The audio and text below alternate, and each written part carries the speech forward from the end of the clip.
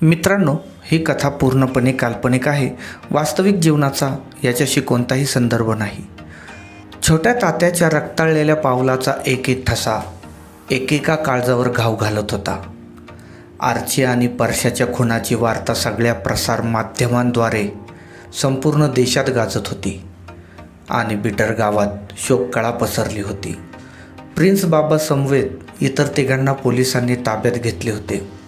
सगळा गाव शोकाकुल झाला होता. फक्त आर्चीची आई तेवढी गाव मोठमोठ्याने हसत होती. तिला कदाचित वेड लागलं होतं. तात्या खिन्न होऊन विचार करत बसले होते. पोराला पाठवलं कशासाठी आणि हा काय करून बसला. कोर्टाचा निकाल आला.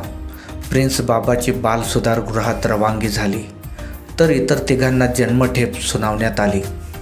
आर्चीची आई कधी शहाण्यासारखे वागायची, तर कधी तात्या तात्या करत कोणाचेही मूल हिसकावून घ्यायची. त्यामुळे तात्यांनी आता आपल्या बायकोला एका खोलीत बंद करून ठेवलं होतं.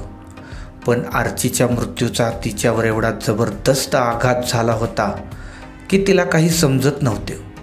दवाखान्यातील औषध उपचारांवर तिचे शरीर साथ देत नव्हते व तिला मधून वेडाचे झटके येत होते.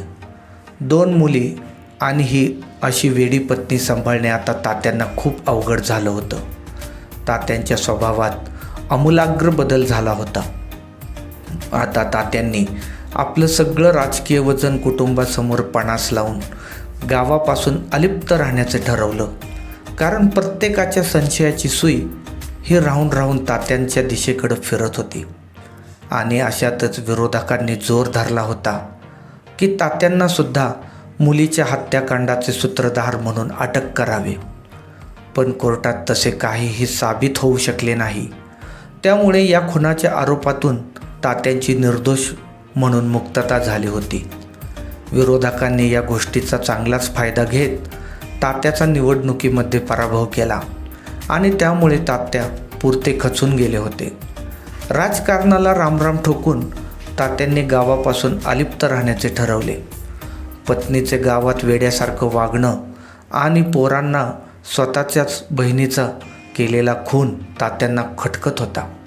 म्हणून त्यांनी गावातील वाडा सोडून शेतावर राहायला जाण्याचा निर्णय घेतला. घाईगडबडीमध्ये तात्पुरत्या स्वरूपाच्या खोल्या शेतात बांधून घेतल्या आणि आता तात्या आणि मुली हे सर्वजण शेतावर जाऊन राहायला लागले, जेणेकरून कोणाशीही जास्त संपर्क होणार नाही. तात्यांचा मित्र त्यांच्या दोन्ही लहान मुलांना शाळेत घेऊन जायचा आणि शाळेतून घेऊन यायचा. स्वतःला शेतीच्या कामात गुंतवून घेतले होते. आता तात्या आपले शेत सोडून कुठेही जात नसत. ना तालुक्याच्या ठिकाणी, ना गावात, ना कोणत्या राजकीय सभेला. कारण त्यांनी जवळजवळ राजकारणातून संन्यास घेतला होता. कारण आपल्या झालेल्या नावाची बदनामी आणि आपल्या लाडक्या मुलीचा असा करुण अंत त्यांना कायम छळत होता. तात्यांना राहून आर्चीची खूप आठवण येत होती. तेव्हा तात्या रानाच्या कोणत्या तरी कोपऱ्यात बसून ढसाढसा रडायचे. कारण आता सगळं संपलं होतं. एका चुकीच्या निर्णयामुळे अख्खं घरबार उद्ध्वस्त झालं होतं. तात्यांना नेहमी वाटत राहिलं की आपण जर आर्ची आणि परशाच्या लग्नाला होकार दिला असता, तर आज अशी भयानक परिस्थिती आपल्यावर ओढवली नसती. सर्व काही सुखात सुरळीत चालू असतं आणि आज आपला नातू आपल्या मांडीवर खेळला असता. आपण या गुन्ह्यात सामील नसलो तरीसुद्धा सगळं गाव आणि अख्खा तालुका आपल्याला या गुन्ह्याचं सूत्रधारच मानत आहे आणि त्याच नजरेतून आपल्याकडं बघत आहे, हे तात्यांना माहिती होतं. बरीच वर्ष उलटली होती, पण तात्या अजून 2 मुली असूनसुद्धा आर्चीच्या आठवणीतून बाहेर येत नव्हते. आता दोन्ही मुली मोठ्या झाल्या होत्या आणि तेवढ्याच समंजस पण होत्या. त्या आपल्या परीने तात्यांना आणि आईला सांभाळत होत्या व तात्यांना या भरकटलेल्या जीवनातून बाहेर काढण्यासाठी आतोनात प्रयत्न करत होत्या.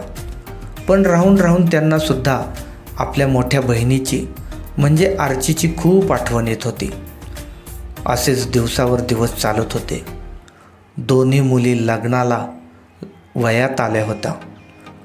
म्हणून आता तात्यांनी दोन्ही मुलींची लग्न करण्याचे ठरवले. पण समजेना तर त्यांना स्वतःच्या मुलीच्या खुनाचे सूत्रधार ठरवले होते.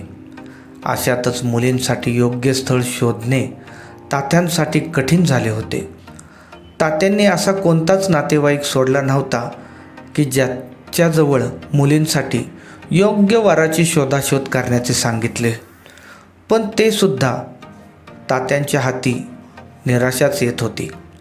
प्रत्येक नातेवाईक तात्यांच्या मुलींसाठी नवरा मुलगा शोधण्यास असमर्थता दाखवत होता व तुमचा इतिहासच तुमच्या मुलींच्या लग्नाच्या आड येत आहे असे वारंवार सांगून तात्यांच्या जखमेवर मीठ चोळण्याचे काम करत होता. 2-3 वर्ष असेच निघून गेले. दोन्ही मुलींच्या लग्नासाठी नवरा मुलगा काही मिळेना.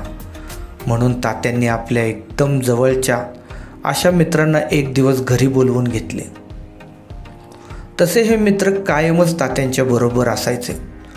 तात्यांच्या सुखदुःखात ते सुद्धा तेवढेच भागीदार असायचे. एवढे सगळे होऊन देखील सुद्धा त्यांनी कधीच तात्यांना अंतर दिले नाही. आता याच मित्रांच्या घरी आपल्या मुली देण्याचे तात्यांनी ठरवले होते. कारण हे मित्रसुद्धा आपल्या मुलांसाठी मुली बघत आहेत याची कुणकुण तात्यांच्या कानावर आली होती. तशी इच्छा त्यांनी आपल्या मित्रांसमोर मांडून दाखवली आणि हे ऐकताच दोघांनीही आपल्या भुवया उंचावल्या. दोघेही आश्चर्यचकित झाले. न राहून त्यातला एक जण तात्यांना म्हणाला, तात्या, हे काय बोलत आहेत तुम्ही? हे कसं शक्य आहे?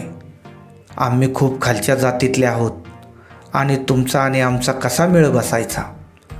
जग काय म्हणेल तुम्हाला? समाज काय म्हणेल याचा विचार करा. असे बोलत असतानाच मित्राला मध्येच थांबून तात्या म्हणाले, आता मी कुठल्याही समाजाचा आणि नातेवाईकांचा विचार करणे सोडून दिले आहे. आरचे आणि परशाने मला खूप काही शिकवले आहे. मी एका मुलीला गमावलं आहे. आता मला फक्त दुसऱ्या मुलींची काळजी आहे. आता मी कोणतीही जातपात मानत नाही. या जातपातीचा विचार केला आणि हे सगळं रामायण घडलं. त्यामुळं मी या लग्नाला तयार आहे. तर तुम्ही आहात की नाही लग्नाला तयार? असे म्हणून मुलींसाठी तात्यांनी त्या दोघांसमोर हात जोडले.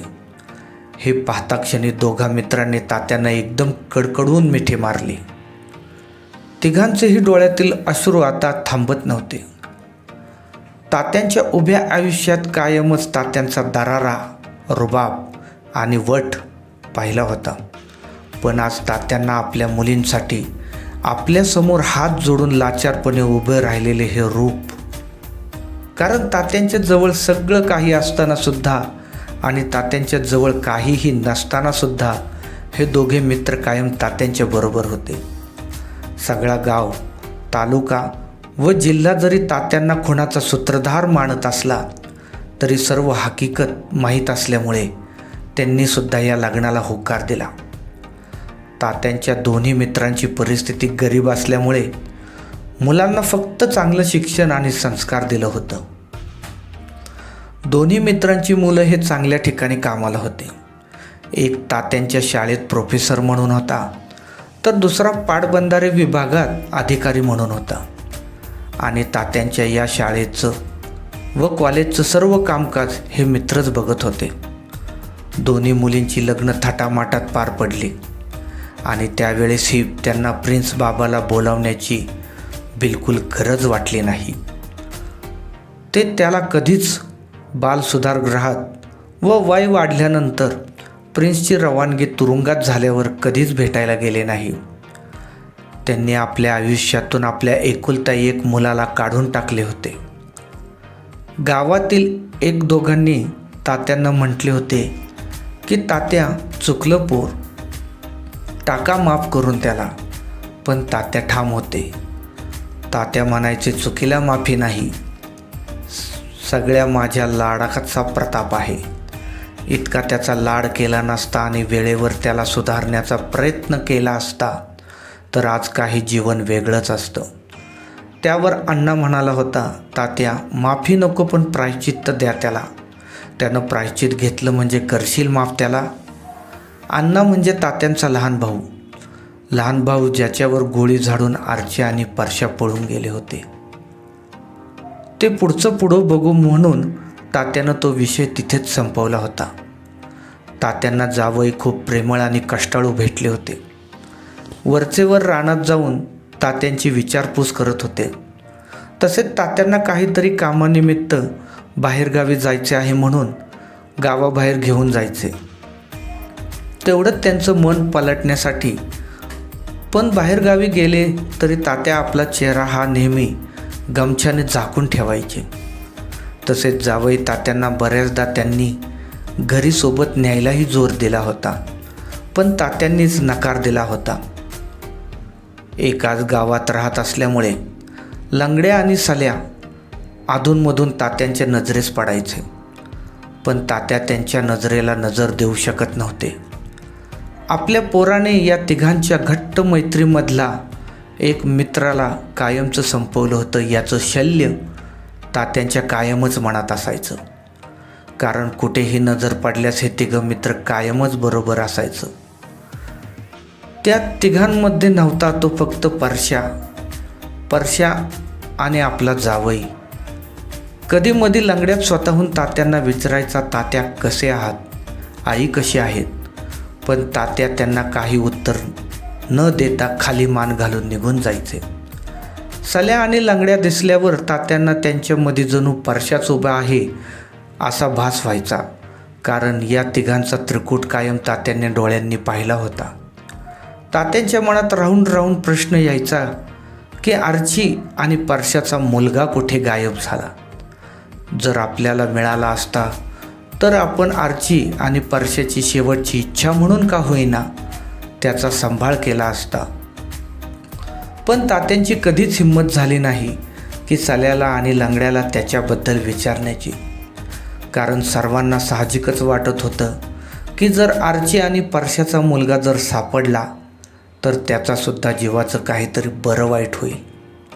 तरीसुद्धा तात्यांनी त्यांच्या मित्राकडून आरची आणि परशाच्या मुलाची, परशाच्या वडिलांची बरीच माहिती काढण्याचे प्रयत्न केले.